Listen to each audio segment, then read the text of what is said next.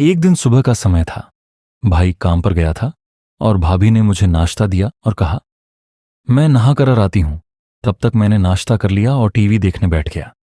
तभी भाभी ने मुझे आवाज दी, गणेश, मेरे कपड़े दे दो, मैंने टेबल पर रख दिए हैं। मैंने उसकी ड्रेस उठाई और वहां उसका अंडरवियर भी था। मैं उस वक्त थोड़ा असमंजस में था, लेकिन उसे कपड़े देते समय मैं सावधान था, क्योंकि भाभी का सम्मान करना जरूर था। हालांकि मेरे मन में कुछ बदलाव आया। मैं उसका रूप देखने लगा, मानो वह मेरे सामने खड़ी हो। उसने मुझे फिर आवाज दी और मैं बाथरूम की ओर चला गया। उसके कपड़े उसे दे दिए। उसने फिर से दरवाजा बंद कर दिया और मैं वहीं रुक गया। मैं दरवाजे के छेद से अंदर देखने के लिए उत्सुकता से उठ खड़ा हुआ। ये कोई नहीं था, बस हम दोनों ही थे। भाभी नहा चुकी थी और अपने कपड़े बदल रही थी। मैं सिर्फ उसका पिछ हिस्सा ही देख पा रहा था। कुछ देर बाद वह बाहर आए और नमस्कार दोस्तों, मेरा नाम गणेश है। यह तब की बात है जब मैं 11 साल का था। मैं बहुत छोटा था जब मैं गर्मी की छुट्टियों में भाई के पास गया था। जब मैं 10वीं क्लास में था तो मेरी भाभी थोड़ी मोटी थी, लेकिन वह बहुत गोरी लग रही थी। वह हर वक्त छोटे कपड़े पहनती रहती थी। पूरे दिन घर पर सिर्फ मैं और भाभी ही होते थे, क्योंकि भाई काम पर जाता था। मैं और भाभी बचपन से ही बहुत फ्री रहते थे। वे मेरे बारे में सब कुछ जानती थीं, तो वह मुझे अपने पास पकड़ लेती और गले लगा लेती। हम हर दिन ऐसा करते थे, लेकिन अब मैं बड़ा हो गया था और मुझे उसकी बाहों में बहुत अच्छा महसूस होता था। जब वह मुझे गले लगाती थी तो मेरा साथी बड़ा हो जाता था। फिर मैंने तुरंत उससे गले लगा लिया और मजे लेने लगा। मैं एक दिवस उत्सव के लिए उनके पास गया था। कुछ दिन बीत गए। एक दिन सुबह हो गई। भाई काम पर गए थे और भाभी ने मुझे नाश्ता दिया और कहा, मैं नहा कर आती हूं। तब तक मैंने नाश्ता कर लिया और टीवी देखने बैठ गया। तभी भाभी ने मुझे आवाज दी, गणेश, मेरे कपड़े दे दो, मैंने टेबल पर रख दिए हैं। मैंने उसकी ड्रेस उठाई और वहां उसका अंडरवियर भी था। मैं उस वक्त थोड़ा असमंजस में था, लेकिन उसे कपड़े देते समय मैं सावधान था, क्योंकि भाभी का सम्मान करना जरूरी था। हालांकि मेरे मन में कुछ बदलाव आया था। मैं उसका रूप देखने लगा, मानो वह मेरे सामने खड़ी हो।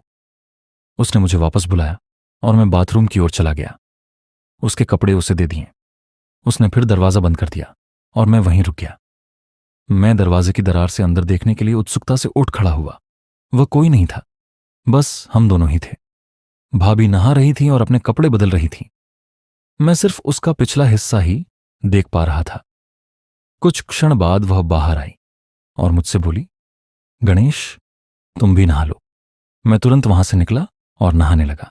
अंदर भाभी का अंडरवियर लटका हुआ था। मैंने उसे हाथ में ले लिया और उसकी महक में खो गया। नहाने के बाद कमर पर तौलिया लपेटकर बाहर आया और बोला, भाभी, मेरे कपड़े दे दो। भाभी ने मुझे कपड़े दिए और मैं जल्दी से कपड़े पहनकर तैयार होकर रसोई में चला गया। भाई काम पर जा रहे थे। भाभी रसोई में दोपहर का खाना बना रही थी। जब मैं वहां पहुंचा तो उसने मुझे गले लगा लिया। उस वक्त मैं उसके करीब रहकर खुश था। मेरे मन में कहीं ना कहीं ऐसा होने लगा। मैंने उससे पूछा, क्या मैं कोई मदद कर सकता हूं? उसने उत्तर दिया, नहीं, तुम यहीं चुपचाप बैठे रहो। फिर वह बातें करती, हंसती खेलती, खाना बनाती। दोपहर के भोजन के बाद हम बिस्तर पर चले गए। भाभी चादर ओढ़कर सो गई और बोली, गणेश, तुम भी मेरे साथ सो जाओ, मैं आज बहुत थक गई हूं। उसकी आवाज में कुछ खास था और उस पल कई सवाल खड़े हो गए। वह बोली, बदन भी बहुत दर्द कर रहा है। मैंने तुरंत भाभी से पूछा, क्या मैं आपके शरीर को दबा सकता हूं? अगर आपको कोई दिक्कत नहीं है तो उसने नहीं कहा। मैंने फिर पूछा। मैं उसके पीछे पड़ा और बोला, भाभी बोलो, दर्द हो रहा है तो दबा दो।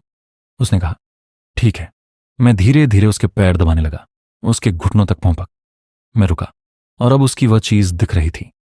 मैंने उससे पूछा, भाभी, ऊपर भी दबाना है क्या?